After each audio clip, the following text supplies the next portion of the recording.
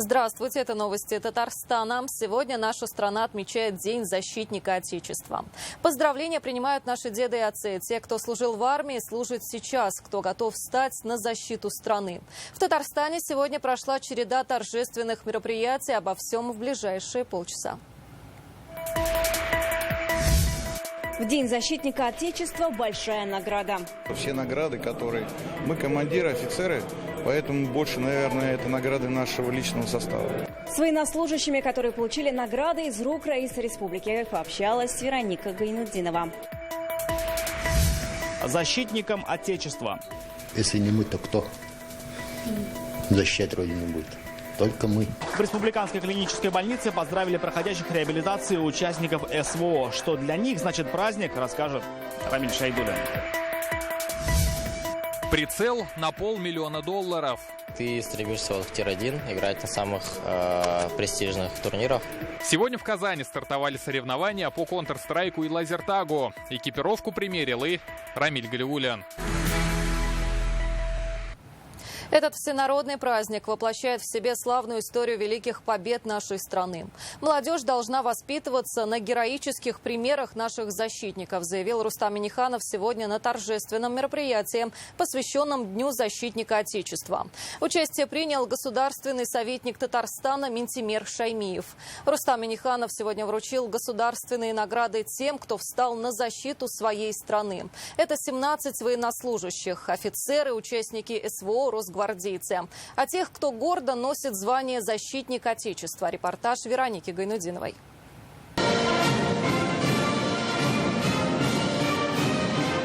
В Большом концертном зале сегодня особенная атмосфера. В праздник мужества и отваги, силы и преданности в зале защитники Родины, военнослужащие, ветераны боевых действий, участники СВО. Те, кто не понаслышке знает, что значит стать на защиту своей страны за верность отчизне, самоотверженное и бескорыстное служение Родине. Их благодарит Раис Республики. Сегодня под руководством Верховного Главнокомандующего Владимира Владимировича Путина наследники славного поколения победителей, среди которых немало наших татарстанцев, отважно сражаются за будущее России в ходе специальной военной операции.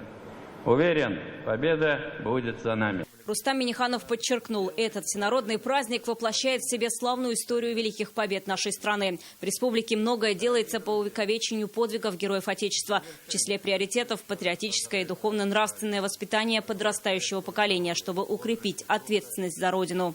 Скоро состоятся важнейшие политические события. Выборы президента страны, верховного главнокомандующего вооруженными силами Российской Федерации. Это решение на многие годы вперед определяет судьбу нашего государства. Убежден, многонациональный народ Республики Татарстан сделает правильный выбор во имя процветания России. Молодежь должна воспитываться на героических примерах наших защитников, отметил Раис. Сегодня многие из них были удостоены высоких государственных наград. Медаль ордена за заслуги перед Республикой Татарстан Рустам Минниханов вручил Андрею Сарбаеву. В 90-м он окончил Казанское танковое училище. Офицер запаса. В ноябре 22 года призвали по частичной мобилизации. Пошел, не задумываясь, говорит, давал присягу Родине. И это его долг. Очень интересная история получилась. Где вот сейчас мы выполняем задачи СВО, 80 лет назад также воевал мой дед. То есть по тем же самым местам. Это крайне интересно. Так что 80 лет спустя приходится выполнять те же самые задачи, освобождать нашу Родину от фашизма. Ильфак Зулькарнаев удостоен такой же награды. Он имам-хатыб мечети Ихлас в Чистополе. На СВО офицер психологической службы полка. Поддерживает бойцов в тяжелые минуты. Понятие «любовь к Родине», она связана с нашей религией очень плотно, очень сильно связана. Потому что вот мы, когда даем присягу, мы даем присягу на верность своей Родине. По мобилизации призвали, мы без никакого колебания пошли защищать. Игорю Люкшину сейчас 60 лет. Говорит, мог и не идти на СВО из-за возраста, но не смог поступить по-другому. 30 лет отдал военной службе, занимался военно-патриотическим воспитанием в кадетской школе Набережных Челнов. Сейчас участник спецоперации. Защитник Отечества – это человек, который не выступает на митингах, А когда в трудную минуту что-то случается, практически своими делами, то есть ты берешь и идешь и делаешь. Государственные награды России и Татарстана сегодня получили 17 человек. Орденом Мужества Айнура Шарафиева наградили посмертно. Награду вручили жене Гульчачак Шарафиевой. Рядовой Шарафиев Айнур Салманович. Сегодня весь день здесь звучат патриотические песни.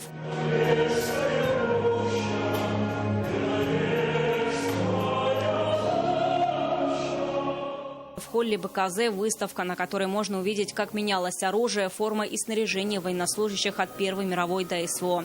Вероника Гайнудинова, Адель Мендубаев, ТНВ, Казань.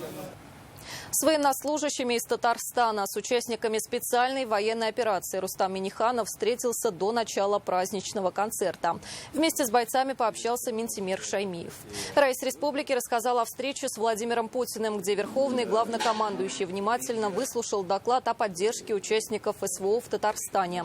Также говорили о восстановлении Лисичанска и Рубежного, над которыми республика взяла шефство. Когда перед страной стоят такие серьезные вызовы, люди объединяются, и это правильно отметил Раис. Участников встречи он попросил задавать любые вопросы, чтобы понимать, что сегодня актуально для военнослужащих и мобилизованных. Люди, которые находятся на передовой, они должны быть спокойны, уверены за свои семьи, за своих детей. И это задача органов власти на местах. Видеороликом в честь Дня защитника Отечества поделился в соцсетях Рустам Минниханов. На видео отец рассказывает двум сыновьям о том, что такое Отечество. Отечество – это земля отцов, и каждый отец передает знания и опыт своим детям, встает на защиту Родины, если ей угрожает враг, рассказывает глава семейства. Наши солдаты и офицеры славятся во всем мире своим мужеством и отвагой. Придет время, сыновья придут им на смену. Подрастете, тоже станете защитниками Родины. А что нам для этого требуется? Быть здоровыми, сильными и любить свою Родину.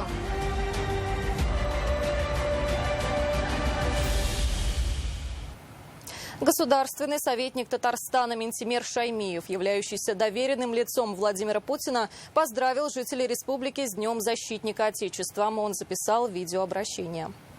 Уважаемые татарстанцы, День защитника Отечества имеет особое значение для нашей страны.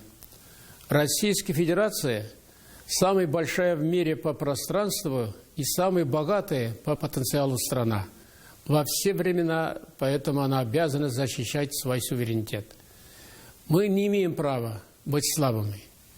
И сегодня, в ответ на попытки недружественных стран уничтожить Россию, народ сплотился вокруг действующего президента. Владимир Владимирович Путин говорил, что сегодня при защите наших интересов, людей, культуры, языка, территории, весь народ является защитником Отечества. Я с ним полностью согласен. Каждый из нас на своем месте может и должен сохранить, развивать и приумножить все то, что дорого нам всем. Это наши традиционные ценности и наше единство. От всей души поздравляю с Днем защитника Отечества сильных, мужественных людей, для которых свобода и безопасность, мир и покой нашей Родины являются священными. Светлая память всем тем, кто исполнил свой долг перед Отечеством ценой своей жизни. Сил и здоровья тем, кто сейчас отстаивает наши рубежи на боевом посту. Сегодня в столичном парке Победы возложили цветы к мемориалу «Слава Вечного огня». Венки от имени Раиса Татарстана, правительства республики и Госсовета, букеты и гвоздики от военных, жителей, юнармейцев. Каждый год здесь собираются ветераны боевых действий, общественные деятели, студенты и волонтеры. Сегодня они отдали дань памяти и уважения тем, кто защищал Родину и исполняет воинский долг сейчас. Здесь были участники специальной военной операции. Мы помогаем ветеранам боевых действий, членам семей погибших, умерших, проводим мероприятия военно-патриотического воспитания. В первую очередь мы говорим о мужчинах, о защитниках. Но я хочу сказать, мы в какой-то степени все защитники, защищаем свою же Родину, а у нас Родина одна Россия.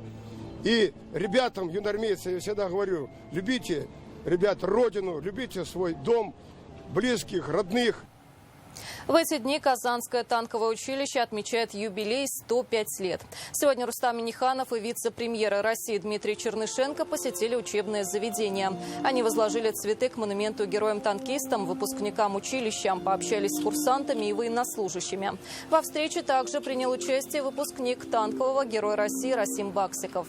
Рустам Минниханов поздравил их с Днем защитника Отечества и отметил, сегодня праздник приобретает особый смысл. Вся страна нацелена на победу, и эта победа возможна только на поле боя. Большой вклад вносит Казанское танковое училище. Победу реализует солдат, который на фронте, который решает те боевые задачи, которые определены руководством страны. Поэтому значение, роль танкового училища сегодня и роль танков в современной войне, она была и есть, и будет. Поэтому вы выбрали очень правильную специальность, вы выбрали самое главное – служить Отечеству. Я точно могу вас со всей уверенностью назвать коллегами, и я, и председатель правительства. А танкисты? Мы танкисты. Мы заканчивали военную кафедру танковую. Имею честь вас поздравить с праздником защитника Отечества. Знаю, насколько сложная и опасная у вас работа, поэтому от вас зависит, насколько быстро задача, которую нам поставил Верховный Главнокомандующий, будет выполнена. Дмитрий Чернышенко пригласил курсантов училища на финал соревнований «Мир танков» турнира «Игры будущего». Ребята долго ждать не стали. 45 танкистов посетили четвертьфинал в IT-парке имени Башира Рамеева. В турнире участвуют 8 команд в режиме атака-оборона. Как отметил герой России, тоже танкист Расим Баксиков, он также играет в танки, но здесь формат отличается от привычного. Две команды, знакомые нам всем карты. Сейчас вот Прохоров посмотрел. Очень сложная карта, терпеть мы не можем. Очень отличается от классики, к которой мы привыкли, 15-15. Ну, очень интересно. И действительно, чувствуешь, как это спорт. В Казани очередной день игр будущего. Борьба за звание лучших идет полным ходом. Сегодня в схватку вступили спортсмены по Counter-Strike, одного из самых известных шутеров планеты. О популярности игры говорит и тот факт, что зрительный зал был забит под завязку с самого утра. Эмоции на пределе. Участники разыграют призовой фонд в $500 000. Но чтобы получить деньги, одной меткости в виртуальном мире недостаточно. Нужна физическая сноровка на реальной арене. Рамиль Галиуллин сегодня тоже примерил экипировку спортсменов. В Казани очередной день игр будущего. Фиджитал сражение в самом разгаре.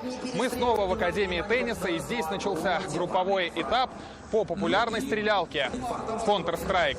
В столице республики появляются новые виды спорта, а публика обретает новых любимцев. Counter-Strike – одно из таких фиджитал-открытий. Улицу отрезать, и вот как раз я это говорю, смоки уже прилетели. Это одна из самых популярных видеоигр в мире, о которой знает каждый студент и школьник. Первая версия шутера вышла в свет больше 20 лет назад. В прошлом году, после очередного обновления, одновременно в игре находились почти 2 миллиона человек. Хорош. Быстренько. Главное, очень много людей сейчас атаки не потерять. В праздничный день посмотреть на выступления киберспортсменов собрался полный зал. И каждый сам выбирает своих фаворитов. Я всегда болею за того, кто проигрывает. Мне хочется, чтобы победила дружба. За красивую игру, конечно. Справедливо все было. Пока понимание 0. Вот дети должны понимать, что-то знают, они потому что играют, все-таки молодежь. Среди зрителей много не только молодежи, но и старшего поколения. Те, кто точно не ругает своих детей за время, проведенное за компьютером. Но это наша сейчас новая реальность, от нее никуда не денешься, но пусть оно будет, если им это интересно. Игры, они способствуют тому, чтобы, посидев за компьютером, проще говоря, потом пойти позаниматься в спортзалах, на площадках. Вот это самое главное. После виртуального противостояния спортсмены отправляются на большую арену и демонстрируют меткость и тактические навыки в живом столкновении с лазерным оружием. Вот так выглядит экипировка спортсменов. На голове шлем, на теле специальный жилет с датчиками, которые фиксируют попадание по игрокам. В руках автомат, масса которого соответствует реальному автомату Калашникова. Ну а главная задача команд — установить или обезвредить вот это устройство, которое называется цифровое пламя. Но не все киберспортсмены профи в лазертаге. Некоторые геймеры учились бегать вне виртуальной реальности. Я до этого занимался футболом 7 лет, но все это забылось, уже 5 лет, как за компьютером сижу. Но так, не сказать, что сложно прямо, но постараться надо. Потом ноги забиваются, и надо как-то привыкнуть к этому, разминку сделать и так далее. В десятках разных дисциплин могут попробовать себя и посетители матчей, проверить меткость или определить сильнейшего в легендарный Mortal Kombat. Выбрали эту игру, потому что хотим выяснить отношения между мужем, хотя бы не словесно, а в игре. Мы в ней удовлетворяем все свои желания. И кто выигрывает? Я, конечно же. Игры будущего продолжают задавать новые тренды. Состязания по Counter-Strike продлятся до 28 февраля. Спортсмены разыграют $500 000. Рамиль Галиуллин, Рамзиль Гарипов, ТНВ, Казань. На Казань-Экспо продолжает работу «Город игр будущего» – уникальное пространство в формате интерактивной выставки и развлекательных зон.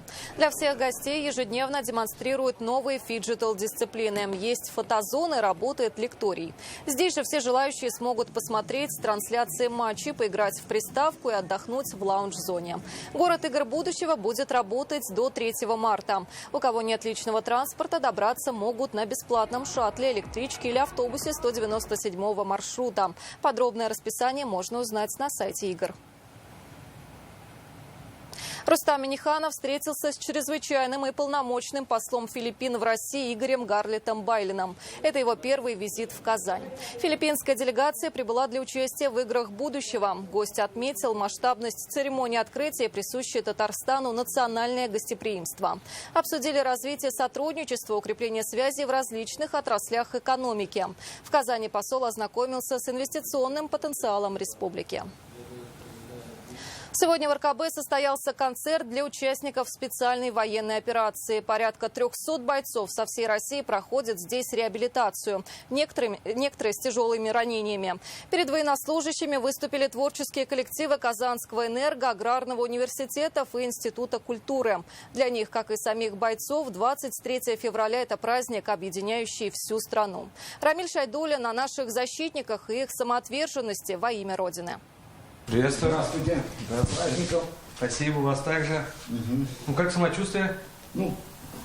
Выздоравливаем. 2 недели назад жизнь Алексея из Кирова висела на волоске. В бою мужчина получил двойное ранение. Один осколок застрял в сердце, второй прошел через печень. Врачи РКБ совершили чудо ко Дню защитника Отечества, поставив защитника на ноги. Намного лучше, чем было до этого. То есть врачи хорошо лечат, очень даже отлично, я бы даже сказал. То есть тоже их с праздником. Это ихний праздник в первую очередь. У некоторых бойцов, проходящих лечение в РКБ, есть тяжелые ранения. Здесь им оказывают сразу несколько видов помощи. Травматологическую, хирургическую, нейрохирургическую, психологическую. Бойцы нуждаются во внимании, в общении. Мы с ними общаемся. И на сегодня, можем сказать, мы получили хорошие отзывы о том, что в Казани, в прекрасном городе, созданы все условия для того, чтобы восстановить свое здоровье, вернуться в строй и к близким.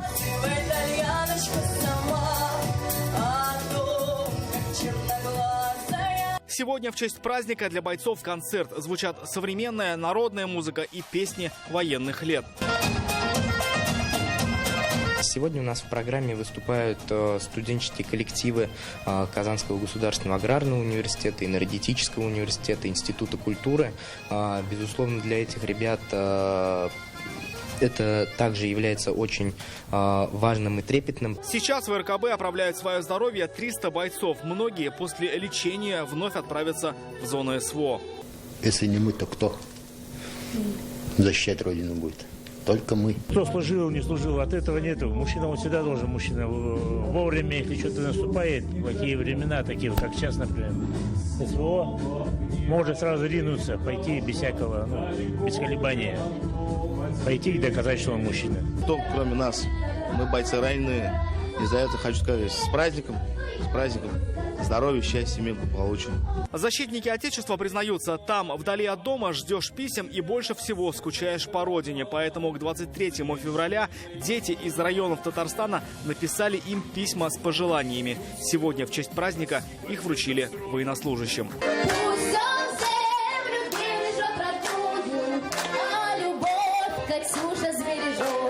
Камиль Шайдуллин, Алмаз Единов, ТНВ, Казань. Пациентов военного госпиталя поздравил с Днем защитника Отечества мэр Казани. Это бойцы со всего Татарстана, Мариэл и Чувашия.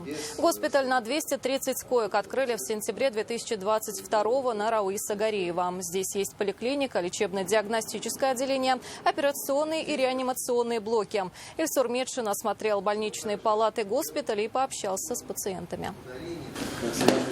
Да ничего, потихонечку лечимся. Восстанавливаемся, насколько это возможно. В вашем лице хотели поздравить всех наших защитников Родины, пожелать вам крепкого здоровья, ну и самое главное, чтобы живыми, здоровыми возвращались домой.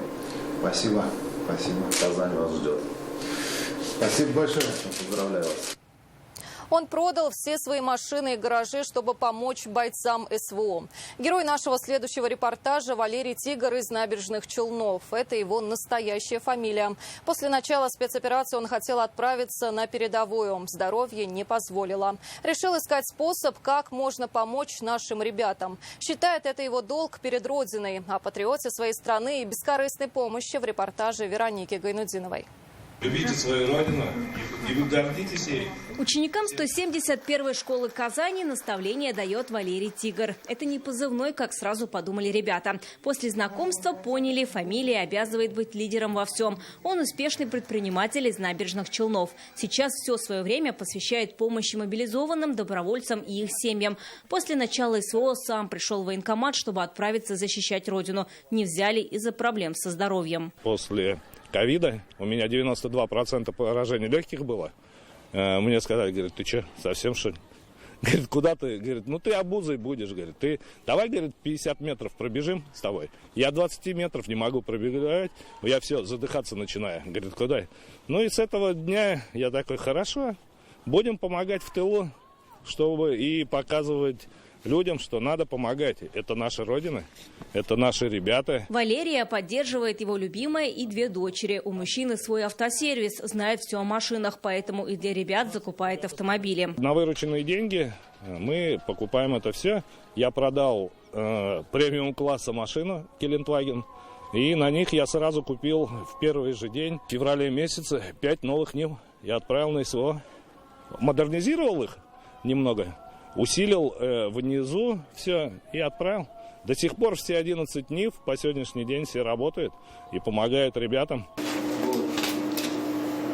Гонять наши пацаны. Покупают не только машины, но и мотоциклы. Они необходимы, чтобы угнаться за дронами, говорит Валерий. Этот питбайк они приобрели для военнослужащего с позывным «Барс». Мы, наверное, где-то в районе месяца искали и вот нашли вот этот подходящий самый.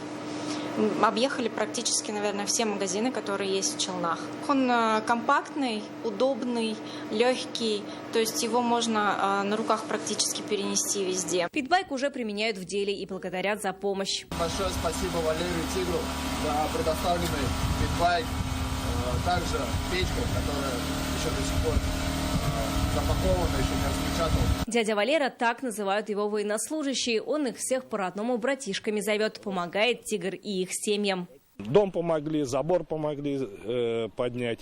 Машины покупаем тоже матерям, кто у нее там, например, один сын.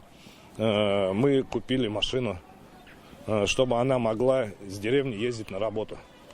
И много так, сколько мы, 4 машины уже купили. Тоже, ну там они недорогие. Валерий признается, помогает просто так, от души и сердца. Говорит, он патриот своей страны, и это его долг. Патриотизм – это родина моя. Я тут родился, никуда уезжать не собираюсь. Вероника Гайнудинова, Лисан Саитова, ТНВ, Казань. Это были новости Татарстана. Мы поздравляем всех с Днем защитника Отечества. Сейчас прогноз погоды с Наилем Дехаттем. До встречи в 21:30.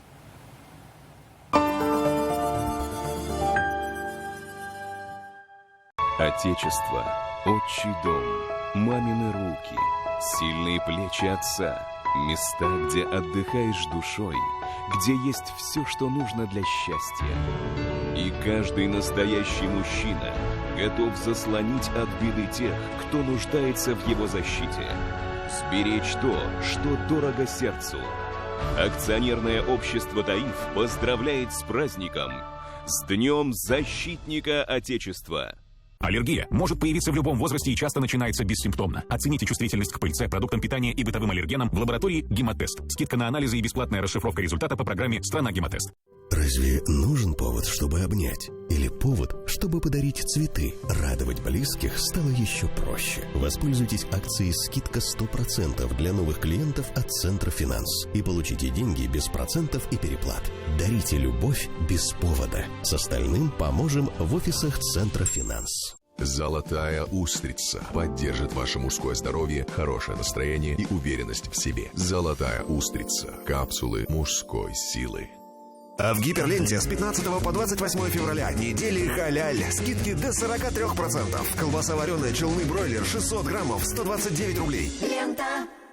Бриллианты, рубины, изумруды или сапфиры. Ювелирное счастье начинается в салонах «Яхант». Наступила бриллиантовая зима. На все украшения с драгоценными и полудрагоценными камнями скидка 50%. «Яхант». Рады удивлять.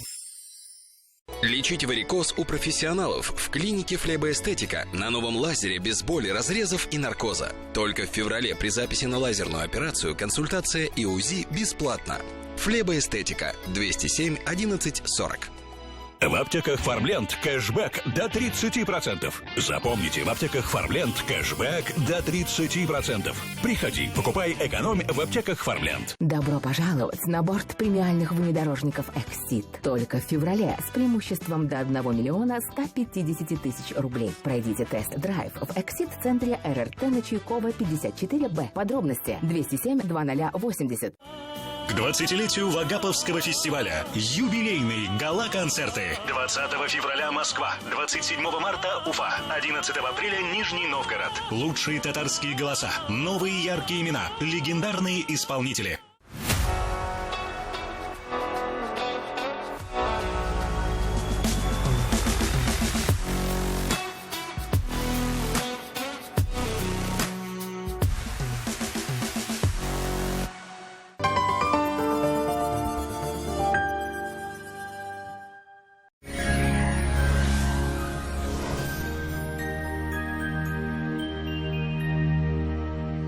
Здравствуйте, Исянмесис. В Татарстане в предстоящие сутки погода практически не изменится. Подробнее через пару секунд.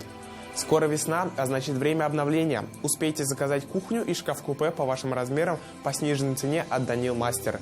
Только до конца февраля скидка на корпусную мебель 20%. Все подробности по телефону в Казани 2 167 166. По данным сервиса Яндекс.Погода, в Зеленодольске, Кукмаре, Высокой горе облачно с прояснениями, без осадков. Температура днем от 8 до 9 градусов мороза, ночью от 13 до 15. В Буинске, Кайбицах и Апастово переменная облачность, без осадков. Температура 7-8 днем и 15-16 ночью. В Аксубаево, Нурлатах и Новошишминске ясно, осадков не прогнозируют. Температура 10 днем и 19-21 ночью. В Набережных Челнах, Агрызе и Актаныше тоже ясно. 7-9 днем и 13-16 градусов ниже 0 ночью.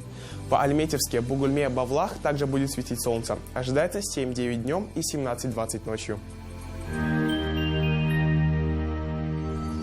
В туристических городах республики тоже будет светить солнце. В Свияжске температура днем 7 градусов.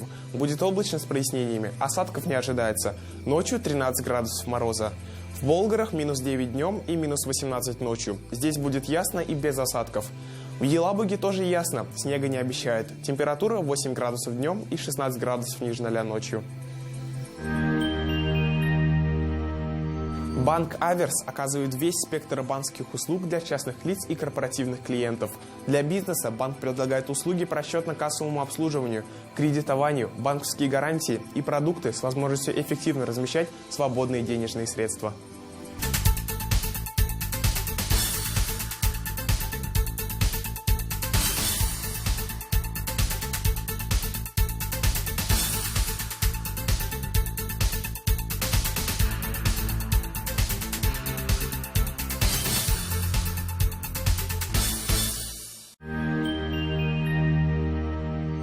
В столице Татарстана переменная облачность, без осадков. Температура днем минус 8, ночью минус 14.